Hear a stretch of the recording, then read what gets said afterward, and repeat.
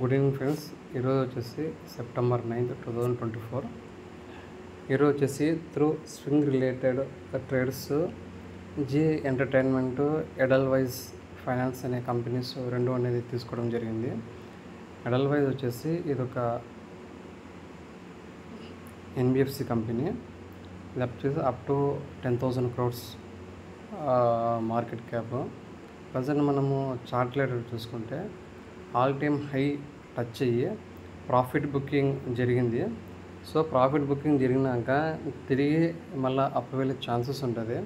So దాన్ని base చేసుకొని నేను ఎడల్వైజ్ అనేది తీసుకుని జరిగింది. మీరు చూసుకుంటే కంటిన్యూస్గా లాస్ట్ ఒక 4 weeks only green candle form అయింది. గ్రీన్ క్యాండిల్ ఫామ్ అయినాక లాస్ట్ వీక్ మాత్రమే రెడ్ క్యాండిల్తో, ఈ వీక్ మాత్రం రెడ్ క్యాండిల్తో స్టార్ట్ అయింది.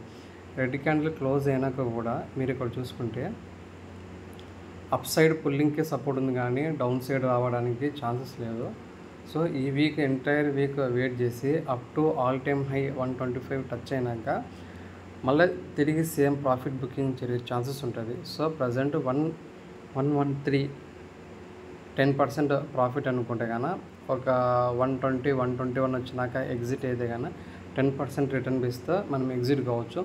లేదు నేను ఇంకా వెయిట్ చేయగలంటే కన్నా through trailing stop loss base చేసుకొని మనం కంటిన్యూగా అనేది హోల్డ్ చేసుకోవచ్చు. దాని తర్వాత జీ ఎంటర్టైన్మెంట్ చూసుకుంటే కూడా కంటిన్యూగా 52 వీక్ హై వచ్చేసి 125, 52 వీక్ వచ్చేసి 125, 52 హైకి వచ్చేసి 219, అంటే అప్రాక్సిమేట్లీ 300. దీని టోటల్ మార్కెట్ క్యాప్ వచ్చి 12,000 తెలుసు. ఇది టీవీ బ్రాడ్కాస్టింగ్. జీ ఎంటర్టైన్మెంట్ వచ్చేసి ఇంతకుముందు మనకు ఒక న్యూస్ నడుస్తున్నది, జీ ఎంటర్టైన్మెంట్ స్టార్లకి మిక్స్ అవుతుంది, యాడ్ అవుతుంది అని. సో దాని న్యూస్తోనే పడడము తగ్గడము కంటిన్యూ జరుగుతుంది.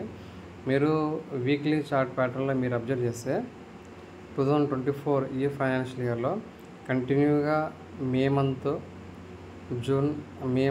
జూలై మంత్, దాని తర్వాత మళ్ళీ ఇప్పుడు సెప్టెంబర్ మంత్లో ఇదే లెవెల్లో టచ్ అయింది. వీటి నుంచి ఇదే లెవెల్ నుంచి మళ్ళీ కంటిన్యూగా పెరిగే ఛాన్సెస్ ఉండొచ్చు.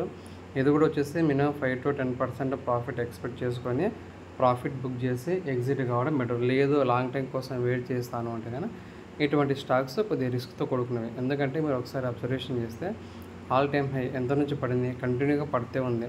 360 నుంచి 133 చాలా డౌన్ అయింది. కాబట్టి ఈ నుంచి మళ్ళీ కమ్బ్యాక్ అయ్యే ఛాన్సెస్ ఉండొచ్చు. లేదు అంటే కన్నా ఒక 5 to 10% ప్రాఫిట్ బుక్ చేసుకొని ఎగ్జిట్ అయ్యి ఆ టోటల్ వచ్చిన ప్రాఫిట్ అండ్ మనం పెట్టే ఇన్వెస్ట్మెంట్ టోటల్ను మళ్ళీ వేరే కంపెనీలో ఇన్వెస్ట్మెంట్ చేసుకుంటూ కాంపౌండ్ ఇంట్రెస్ట్ రూపంలో వెళ్ళిపోవడం అనేది బెటర్.